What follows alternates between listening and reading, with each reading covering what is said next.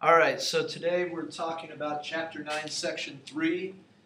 The basic concept here that we're looking at is poverty, and we're going to specify it and say we're looking at poverty in American society. All right, so first of all, let's define what poverty is, or poverty level. And poverty level is going to be your minimum annual income needed by a family to survive, as determined by the federal government. So there is a guideline. You can find this anywhere. The one I have up most recently here is the 2012 Poverty Guidelines for the lower 48 states and the District of Columbia. According to this, and this is again created by the federal government, you see on the left and on the right, this is the number of persons or family members in a household.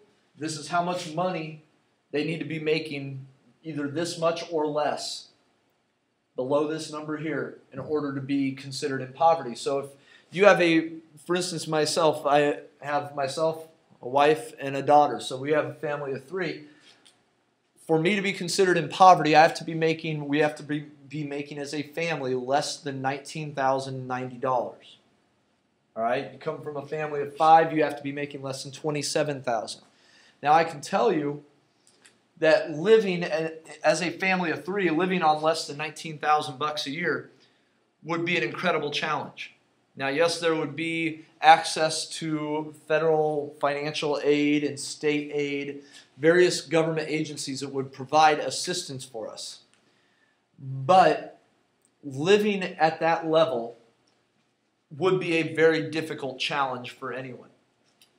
When you talk at length about what kind of payments people are having to put out there each month, you look at house payments, car payments, food, just the basic necessities, electricity, your water bill. These basic things that most of you don't think about because your parents take care of them on a regular basis, those items, those elements add up very quickly to thousands of dollars a month potentially.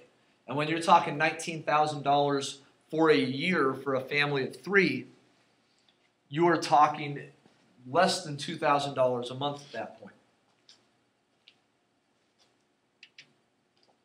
Now, first little writing thing I'd like you to do and take this into consideration.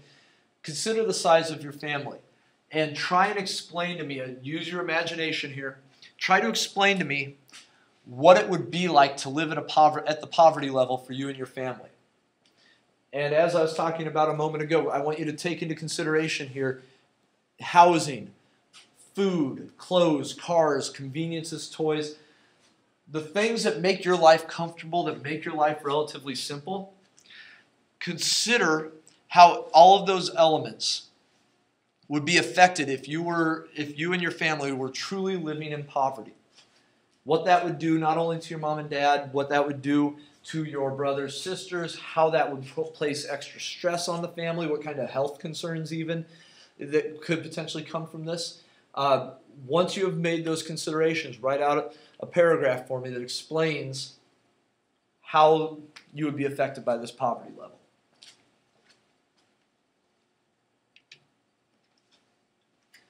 Now, when we look at who makes up the majority of the American poor, there are a few groups here to look at. First of all, you have the under 18 group. All right? Most people in poverty in American society are children, and they happen to be children of poverty-stricken families. So that under 18 age group is the biggest chunk of the American poor. You also have 2 other groups that are oftentimes part of the American poor. That would be the 18 to 24 age group. These are people who are poor but maybe don't really know they're poor. They are technically poor though. What you see with a lot of these kids, a lot of these people in the 18 to 24 age group, is they are kids who have gone off to college. They're living kind of quasi-independently, but they are not fully independent. They are poor in terms of income. They don't make a lot of money. And they are poor in terms of prestige. The work they do is not highly prestigious typically in the 18 to 24 age group. You're not seeing a lot of people working high-paying jobs at that point, or jobs that garner lots of respect. But they don't necessarily live like they're poor. Many of these kids, many of these people have access to a lot of the toys, hobbies, conveniences, nice shelter, all these things, because many people in the 18 to 24 age group, quite frankly, are still living to some degree a dependent lifestyle. They are living with their parents, or they are living in an apartment or a house that is at least partially funded by their parents. It allows them to have that extra money to have nicer clothes a lot of times, have toys like, video games, guitars if you're into that, whatever it might be. And then finally you have the 65 and over group, the retirement age part of society. These folks also, some of them are very poor. Some of them are poor in the same way that the 18 to 24 age group is in terms of how it appears. Now the 65 and over group, they're not dependent on their parents still, at least in any large way like the 18 to 24 group is. But why you see 65 and over considered in poverty is that their income has gone away. Once you've retired, that income has gone away. You're living off government assistance at that point, or maybe your pensions or retirement funds that you've set up. And for many people, that means your income is not nearly as high as it once was. But once you're 65 and over, you have a far fewer number of people who need the large income. Houses are paid off by this point. Cars are possibly paid off. Typically, by the time you're 65, you're not taking care of your kids anymore. So a lot of your expenses that used to require you to have a high-paying job, a lot of income, many of those expenses have gone away by the time you're 65. In terms of gender, people over the age of 18, most of the poor people over the age of 18 are women. Over half of all poor families are headed by women. So what you see oftentimes with the American poor is that it's single-parent, female-led households. All right? Now, why does that mean that, why does that equal poverty? Well, we've talked about before in this class, and we will talk about it again when we get into our chapter about gender, but women are grossly underpaid in American society. All right? We have a situation in our society where women are oftentimes not paid same levels of money for doing the same types of work. And because of that, women are going to be not just underpaid, but more likely to fall into the poverty-stricken class. You also throw into there the fact that women are typically less compensated than men because men are still, even though there are many attempts to fix this, women are still much more likely to be steered away from science and math classes at the high school and college levels, which means that women are less likely to get the more prestigious, high-paying jobs than men are. And because of that fact, because of the idea that women are less likely to be doctors, lawyers, CEOs of businesses, because of that, women are typically on the lower end of the income scale. I'm going to throw one more idea out when it comes to gender and its role and its place in poverty. Women are also seen typically in American society as the earner of the family who is just providing for the extras. Men have always been seen as the breadwinner. Okay? So when it comes to hiring practices, American businesses oftentimes are going to hire a man over a woman, especially for the higher end jobs, because they look at that man as someone who is having to provide for his family. Whereas women are more often seen as having the type of work that is going to provide for the extras of family, the comfort of family. The man is taking care of paying, and again, this is purely based on traditional American society here, but the man is typically looked as the person who is going to pay for the house, pay for the car, pay for the bills, whereas the woman is the one who is seen as taking care of paying for having nicer clothes, having the difference between shopping at Aldi's and shopping at Hy-Vee. They are the ones who are providing for the extras, the comfort level types of goods for a society. That is how they are traditionally viewed. Now, finally, looking at race and ethnicity among the American poor, obviously poverty is going to disproportionately impact minorities. We have known this, we have seen this, we've talked about it in class many times. The poverty rates for white people average about 3% below the national average, whereas the poverty rates for African American and Latino Americans are over twice the national average. Now, what this speaks to is a couple of major concepts. First of all, one major concept with this is the cycle of poverty. All right? African American and Hispanic Americans have been more likely to have been in poverty for generations. If you trace it back far enough, African Americans were thrown into poverty post-slavery. And because of this, and because of the fact that you are in American society still highly unlikely to move up in social class, you have seen family after family, generation after generation of African American and Hispanic American families who cannot dig themselves out of this situation of poverty. And so, as a result, many of the people who are currently in poverty that are of a minority status, their parents were in poverty, the grandparents were in poverty, the great-grandparents were in poverty, and so on. So that cycle of poverty continues because we don't have any kind of realistic and possible way to help alleviate that cycle. Again, you're born into poverty, you attend poor schools, you go to poor colleges if you're lucky enough to go to college at all, you get poor jobs, you have poor kids. It is the cycle of poverty, and you see that much more commonplace among the African American, Hispanic, and Native American, for that matter, the minority groups in America, than you do among the white population. And again, the reason for that, once more, is the cycle of it. Now, I'm going to throw one other concept out there that is important when you look at race and ethnicity and how it relates to the American poor. Again, similar to gender, people of minority status typically do not receive the same compensation for their work, oftentimes not getting paid as much as their white peers. The other item with this is that, again, because of how people are steered career path-wise in high school and college level education, minority groups typically do not have the same access or the same educational skills and thus the same job skills that you see the white majority of Americans coming out of school with. So that what that leaves you with is a minority group that is typically speaking going to lack the skills or lack the education needed to receive or to get employed in these higher compensating types of jobs.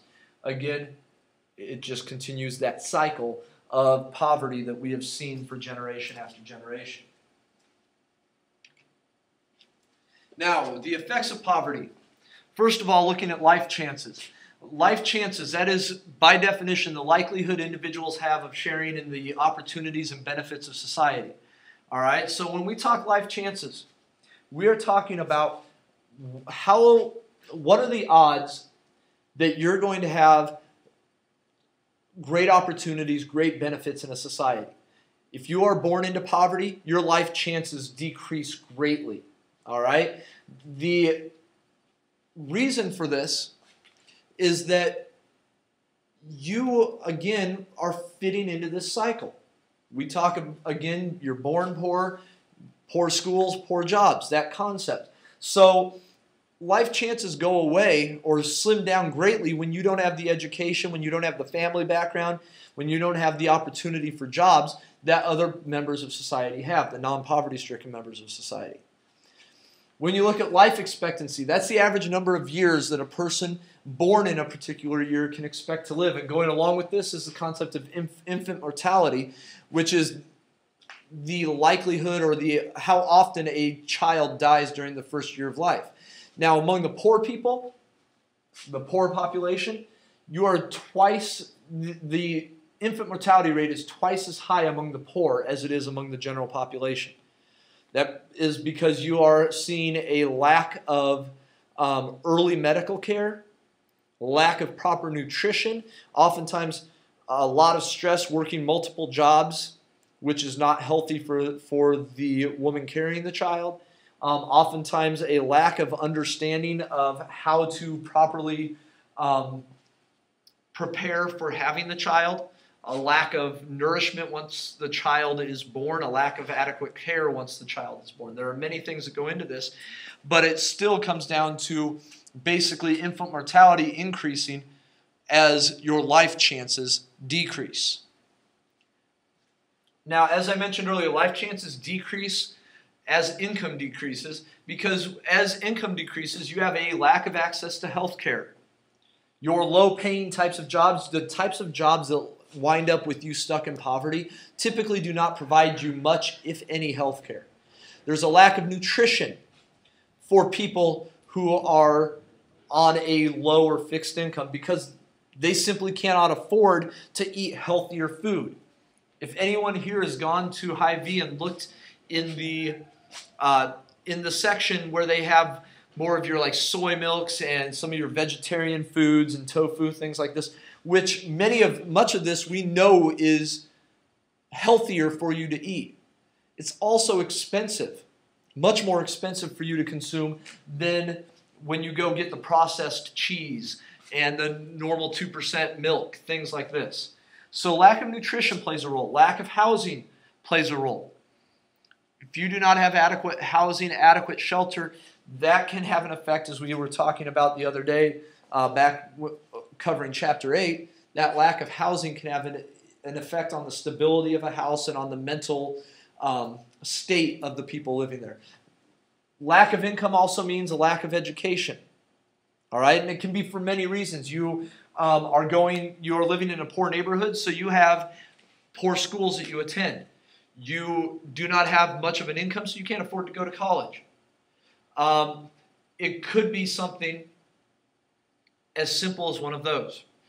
When we look at this lack of income, though, it also could affect your education from the standpoint, depending on the situation, the generation, where we're at in society, how much education you get.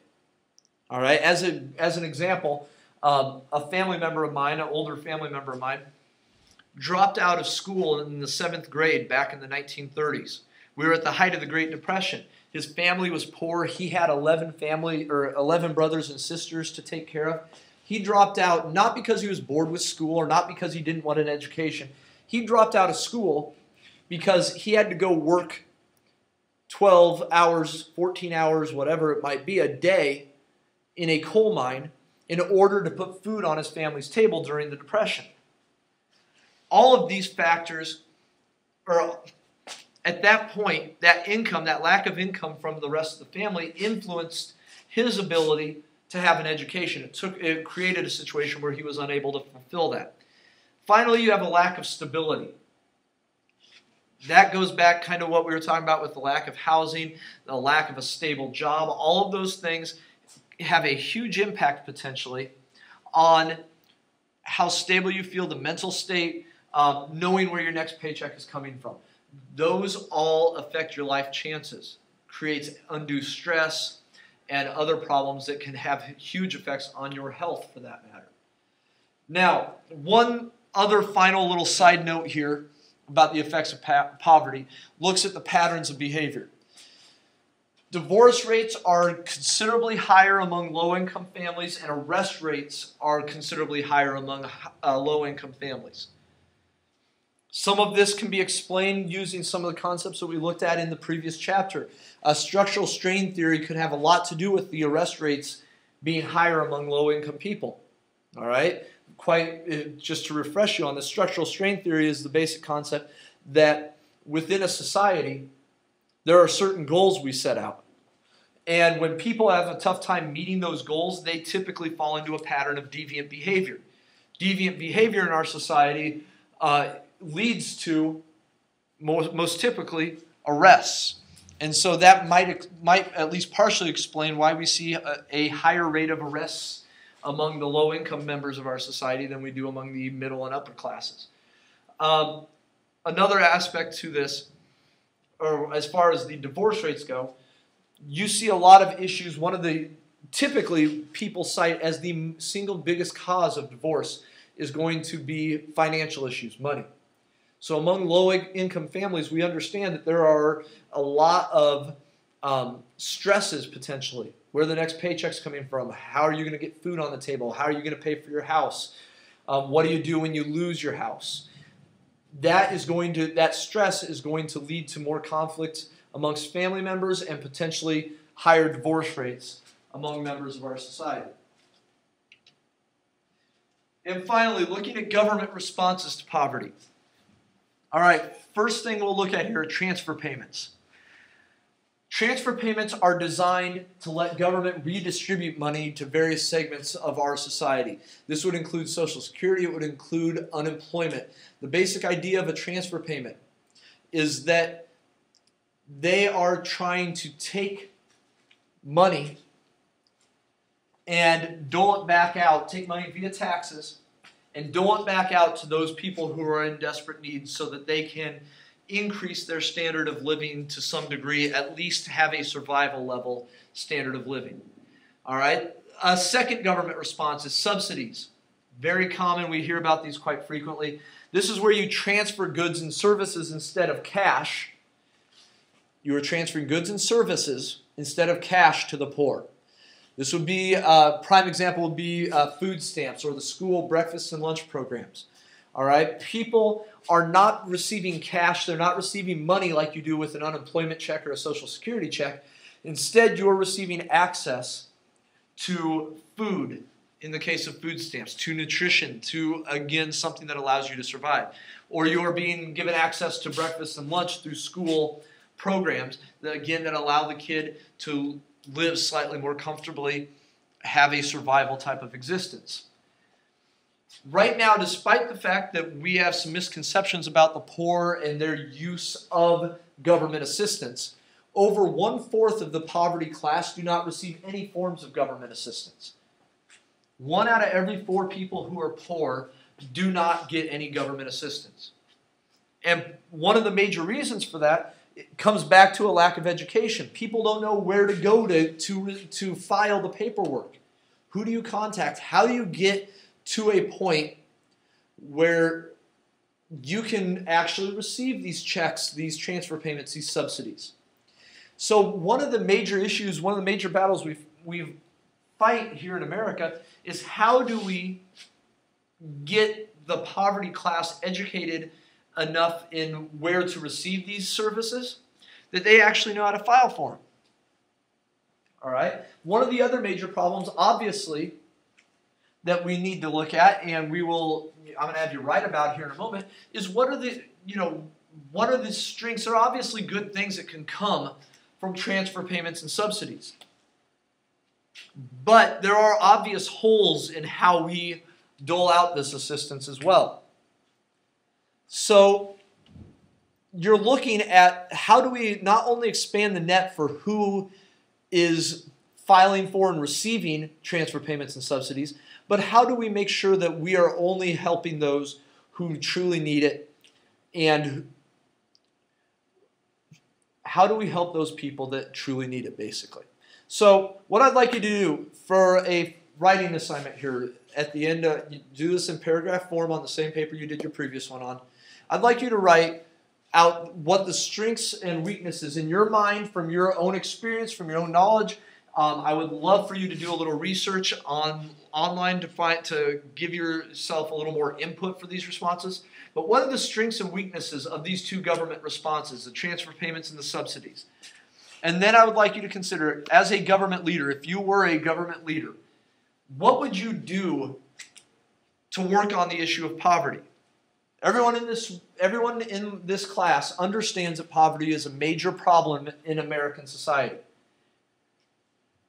What no one has been able to figure out is how do we address it? Poverty rates continue to grow, continue to increase in American society, and we have not figured out any appropriate response. You have issues of these transfer payments and subsidies not being utilized by everyone who needs them.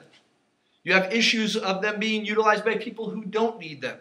You have issues where the transfer payments and subsidies don't adequately compensate people in the way that they need in order to survive. And you have situations where there are people who are taking advantage of these transfer payments and subsidies and living a very minimal lifestyle, and as far as the government knows, and using any extra income to have the comforts of society. So what would you do as a government leader to try and take care of this issue of poverty? Write out a paragraph for me on that.